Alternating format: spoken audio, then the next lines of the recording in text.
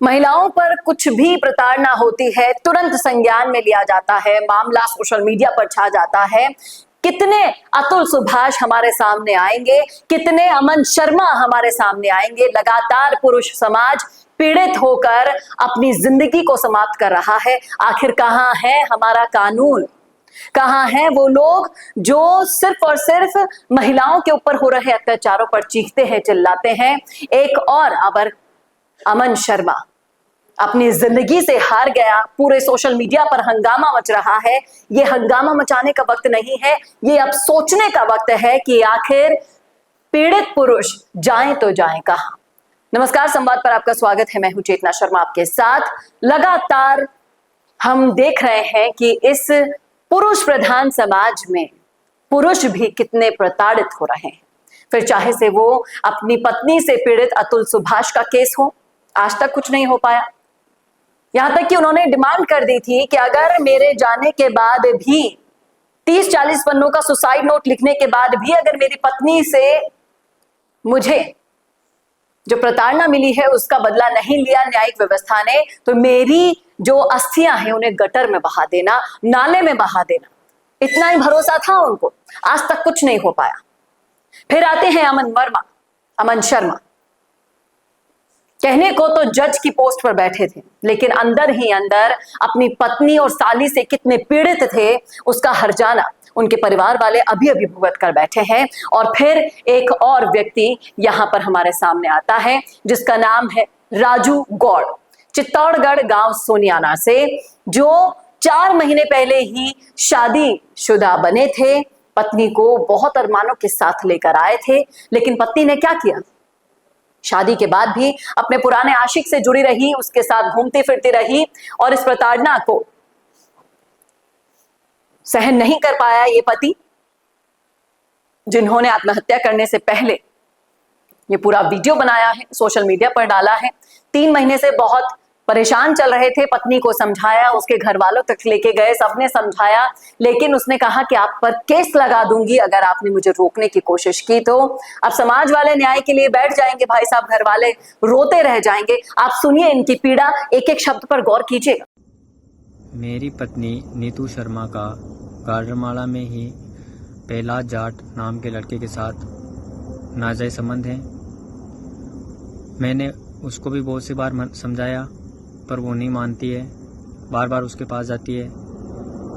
मैंने परेशान होकर के मेरे सास ससुर को बताई बात, तो उन्होंने बोला कि तू कौन होता है रोकने वाला। मैंने बोला कि मैं उसका पति हूँ, मैं उसको रोक सकता हूँ कहीं पे जाने के लिए। तो मेरी सासू जी ने मेरे पर हाथ उठा दिया। उसके बाद मैंने उसके फ़ोन को चुपके से मेरे व्हाट्सएप पे स्कैन कर दिया। तो मेरी साली जो थी उसका भी मोमी गांव में एक लड़का है प्रहलाद माली, उसके साथ अवैध संबंध थे। उसको पता नहीं था कि मैंने व्हाट्सएप हैंग कर रखा है। मैंने व्हाट्सएप हैंग किया था मेरी पत्नी किसी से बात ना करे उसको निगरानी के लिए, परंतु मेरी साली ने उस लड़के से चैट की और चैट करने के बाद उसको ऐसे ऐसे अश्लील वीडियो डाले कि आपको मैं बता नहीं सकता। अब मेरे ससुर जी बार बार मुझे टॉर्चर करते हैं कि आपके पास क्या प्रूफ है मेरी लड़कियां गलत काम कर रही है, मेरी लड़कियां गलत काम कर रही है। मैंने उनको बहुत सी बार समझाया कि मेरे पास प्रूफ है, मेरे पास उनके फोटोज हैं, वीडियोज हैं। वो बोलते हैं कि मेरे को बताओ। अब मैं ऐसे वीडियोज उनको कैसे भेजूं?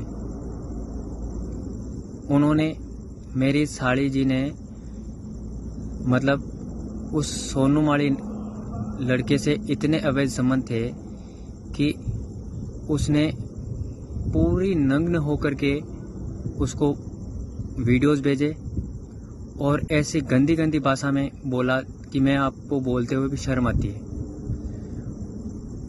जब मैंने ऐसा उनको बोला तो उन्होंने उल्टा मेरे ऊपर दोष दे दिया। मेरे ऊपर बहुत से इल्ज़ाम लगा दिए। अब मेरे पास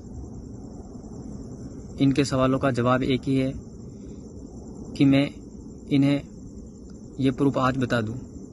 इनके साथ साथ ये प्रूफ आज पूरी समाज भी देखेगी। मैं मेरी जगह सही हूँ। अगर आप लोगों को मैं गलत लगता हूँ तो मैं क्षमा प्रार्थी हूँ आपसे। बाकी मेरी पत्नी ने मेरे साथ बहुत गलत किया है और मैंने मेरी पत्नी की निगरानी के लिए उसका व्हाट्सएप हैंग किया था। मुझे नहीं पता था कि मेरी साली भी ऐसे चरित्रहीन है। उसको नहीं पता था कि मैंने उनका व्हाट्सएप हैंग कर रखा है। तो वो चुपके उस लड़के से बात की और उस लड़के ने उससे अश्लील वीडियो मांगे। अश्लील वीडियो मांगने पर उसने अपने सारे कपड़े उतार के उसको वो सारे फ़ोटोज़ भेज दिए। जब मैंने ये सब कुछ देखा उसके बाद मैंने मेरे ससुर जी को बोला कि आपकी छोटी लड़की किसी किसी सोनू माली के नाम के लड़के के साथ बातें करती है। फिर मेरे ससुर जी गाडरमाला गांव के स्कूल में गए और वो लड़का भी वहीं पे पढ़ता है। 12वीं क्लास में दोनों पढ़ते थे। तो वहाँ पे गए और वहाँ पे जाकर के उस सोनू माली को पूछा। फिर सोनू माली के पापा को बुलाया था और इस बात के साक्षी गाडरमाला गांव के प्रिंसिपल है। गाडरमाला गांव के जो प्रिंसिपल थे, अब पता नहीं चाहे उनकी बदली हुई हो या नहीं हुई हो, पर जब वो 11वीं क्लास में पढ़ती थी और वो लड़का 12वीं क्लास में पढ़ता था, तब वहाँ का जो प्रिंसिपल था और वहाँ की जो मैडम थी उनको इनके बारे में पूरा पता है कि सोनू माली ने इस लड़की को ऐसे इनके बीच में अफेयर था। तो मैंने इनको दोनों के अफेयर के बारे में इनको बताया तो इन्होंने मेरे ऊपर इल्ज़ाम लगाया कि तू मेरी लड़कियों की उड़ा रहा है। अब ये बोलते हैं कि तू मेरे को प्रूफ बता। अब मैं किसी की इज्जत उछालना नहीं चाह रहा था। कम से कम मेरे को 3 महीने हो गए, मैं किसी की इज्जत नहीं उछालना चाह रहा था, पर मेरे को मेरे ससुर जी और मेरे सासू जी ने इतना टॉर्चर कर दिया कि तू प्रूफ बताएगा तो ही मैं तेरी वाइफ को सोनियाना भेजूंगी। मैंने कहा कि मेरी क्या गलती है इसमें? जब आपकी लड़की को उस लड़के से प्यार था तो फिर मेरे साथ शादी क्यों की? और मैंने तो जब मेरी शादी से मेरे को 1 महीना पहले पता चल गया था कि ये लड़की का चरित्र ऐसा है, तो मैंने मेरे ससुर जी को बोला था कि आप मैं गाडरमाला आ रहा हूँ और ये ऐसी बात है कि ये बाहर चल रही है और इसका किसी लड़के प्रहलाद जाट नाम के लड़के के साथ अवैध संबंध है। तो उन्होंने बोला कि यहाँ पर मत आओ, यहाँ पे हमारे भाईबंद हंसेंगे और हम खुद ही गाडरमाला आ रहे हैं, हम खुद ही मरमी आ रहे हैं, मरमी में बैठ के अपन बात कर लेंगे। जब ये मरमी में आए तो मरमी में मैंने इनको बोल दिया था कि मेरे को शादी नहीं करनी है, या इस लड़की को या तो आप सुधार दो या मेरे को शादी नहीं करनी है। फिर भी इन्होंने मेरे को आश्वासन दिया था कि आज के बाद ये लड़की ऐसा काम नहीं करेगी। शादी के बाद भी ये लड़की ऐसे ही रही।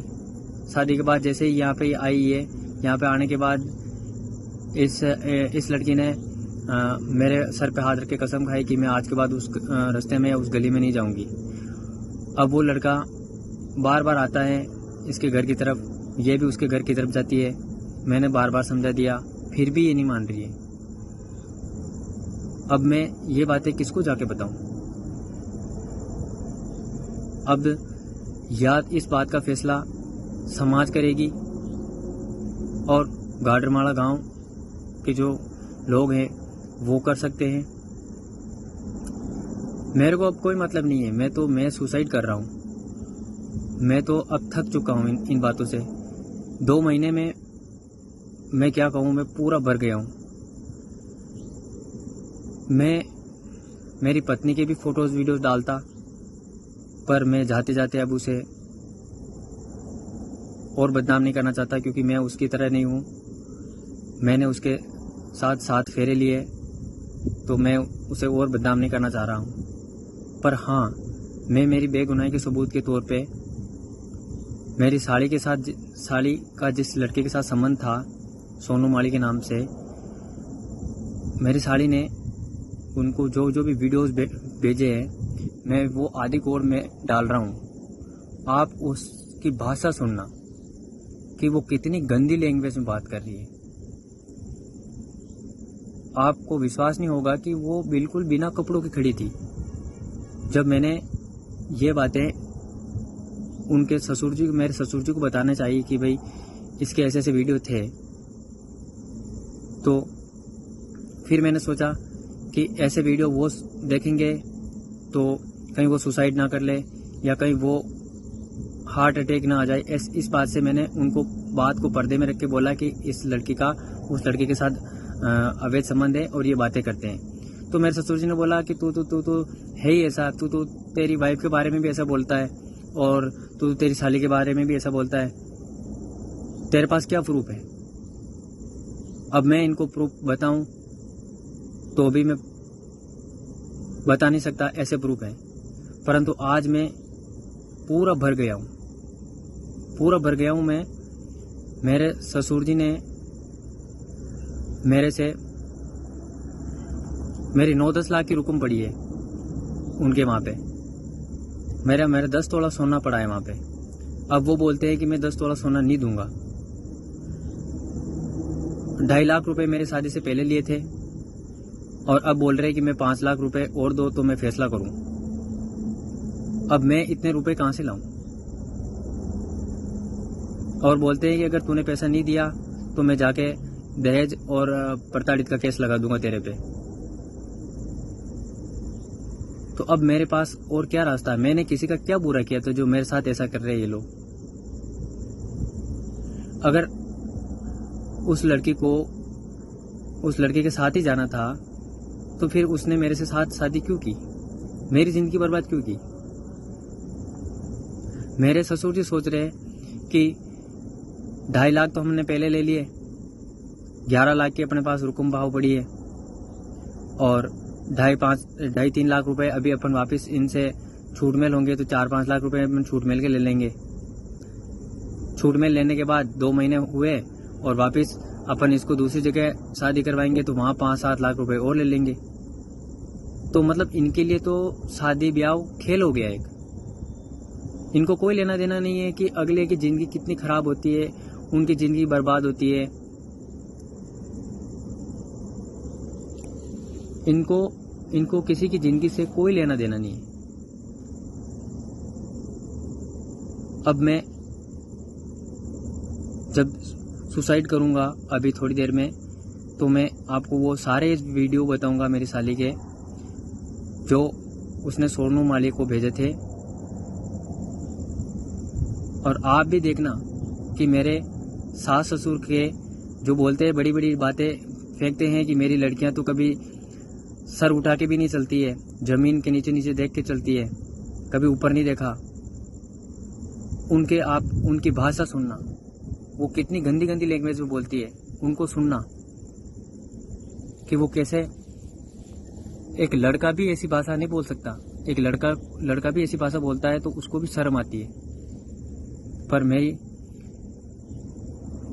वाइफ और ये ऐसी निकली, इसका पता मुझे अब चला और मेरी जिंदगी इन दोनों ने बर्बाद करके छोड़ दी। मैंने मेरे सास ससुर जी को बोला तो उन्होंने भी मेरे को यही बोला कि तू कहने वाला कौन होता है, न कि ये कहे कि मैं मेरी लड़कियों को बोलूंगा कि आज के बाद ऐसा काम नहीं करेगी, ऐसा बाहर नहीं जाएगी। अब मेरे शादी, जब मैं गाडरमाला आया था तो उस लड़के के शादी का प्रोग्राम था, तो उस शादी के प्रोग्राम में भी मेरे मना करने के बावजूद वो वहाँ पे खाना खाने के लिए चली गई। मैंने बोला कि अपन दोनों के खाना तू यहीं पे बना ले, हम दोनों साथ में बैठ के खा लेंगे, तेरे पापा मम्मी को उनको जाने दे, जाना ही है तो। पर बोलती है कि नहीं मैं जाऊंगी, और मेरे मना करने के बावजूद वो वहाँ पे खाना खा के आई। अब मैं क्या करूं? अगर मेरा सुसाइड करने का जो भी मंतव्य था मैंने आपको बता दिया। अब आपको क्या सही लगता है, क्या गलत लगता है। मुझे पता है कि मेरे मरने के बाद भी लोग मेरी बुराई करेंगे, कि क्योंकि लोग बात की होती है, जिसके ऊपर बीत रही है वो नहीं सोचते, वो ये सोचते हैं कि जो जिसका दुश्मन होता है वो उसी की निंदा करता है। अब कुछ लोग बाग मेरी निंदा करेंगे, कुछ लोग बाग मेरे सास ससुर की निंदा करेंगे, पर मैं मरते मरते एक ही बात कह रहा हूँ कि मैंने जो भी किया सही किया, और मैं जो करने जा रहा हूँ वो भी सही है। क्योंकि मैं अब उस लड़की को नहीं रखना चाहता। अब मैं उसको नहीं रोकूं तो भी मेरे सास ससुर दहेज का केस लगाते हैं। और अभी परसों मेरे को कॉल आया था कि या तो आप दहेज प्रताड़ित का केस लगाऊं या फिर आप मेरे को 5 लाख रुपए दो, फिर अपन फैसला करते हैं। तो अब मैं क्या करूं, आप ही बताओ। अब मैं इतने पैसे कहां से लाऊं? अभी मेरे 20 लाख रुपए मेरे शादी में खर्च हो गए। 10 लाख 12 लाख इनके इस लड़की के मैंने रुकम लिया है, लेके आया। 2.5 लाख रुपए मैंने इनको पहले दे दिए थे शादी से पहले। अब ये बोलते हैं कि 5 लाख रुपए और दो। मैं कहां से लाऊं इतने रुपए?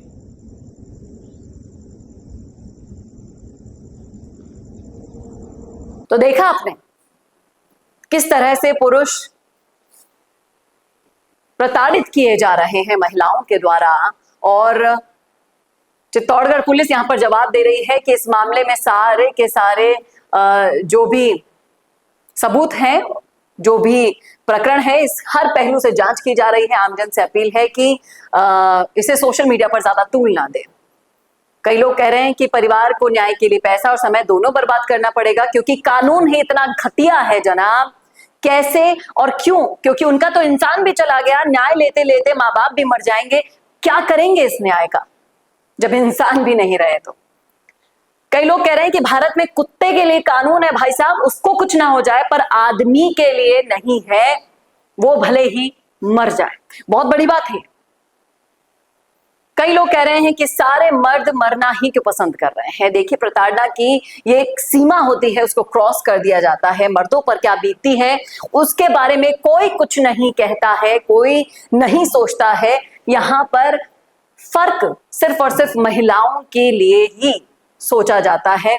कई लोग कह रहे हैं कि मत करो भाई शादी, और ये मैं हर वीडियो में, जो भी प्रताड़ित वीडियो में लेकर आती हूँ, किससे लेकर आती हूँ, उसमें यही कहती हूँ कि मत कीजिए शादी जब तक आप ये श्योर ना हो जाए कि अगला या अगली आने वाली जो है आपकी जिंदगी में, वो आप पर ही न्यौछावर रहे। कई लोग कह रहे हैं कि विवाह से पहले अगर किसी का संबंध हो तो शादी नहीं करनी चाहिए, लेकिन भाई साहब ये कैसे पता चले बिना बताए?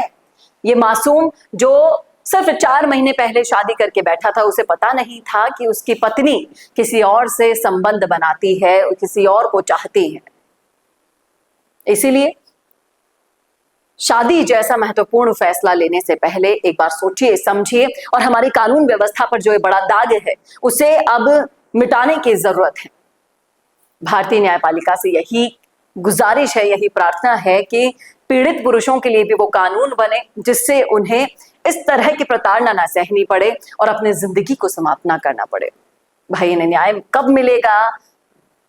बूढ़े माँ बाप कब तक जिंदा रहेंगे इन्हें न्याय दिलाते दिलाते? भगवान ही मालिक है इन सब चीजों का।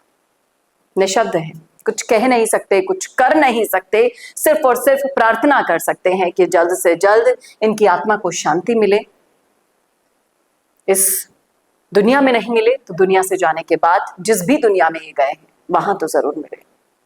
क्या कहना है आपका इस मुद्दे पर? रखिएगा राय जरूर कमेंट बॉक्स में। कैसा लगा वीडियो बताना ना भूलेगा, और ऐसे वीडियोस के लिए देखते रहिए संवाद भारत का, भारत के लिए। नमस्कार दोस्तों, अगर आप भी रियल एस्टेट में काम करते हैं तो हम आपके लिए लेकर आए हैं गुड न्यूज। आजकल के डिजिटल जमाने के अंदर आपकी प्रॉपर्टी का अच्छा वीडियो कंटेंट होना बहुत जरूरी है। तो हम यानी मिशी मीडिया सॉल्यूशंस आपको प्रोवाइड करवाते हैं एक हाई क्वालिटी कंटेंट वीडियो, जिसके अंदर हम प्रॉपर्टी से जुड़े हुए आसपास की प्राइम लोकेशन और उसकी कनेक्टिविटी को अच्छे से दिखाते हैं। कस्टमर आपकी वीडियो को सिर्फ देखे ही नहीं, आपको कांटेक्ट भी करे, जिससे कि आपकी डील क्लोज होने की पॉसिबिलिटीज बढ़ जाती है।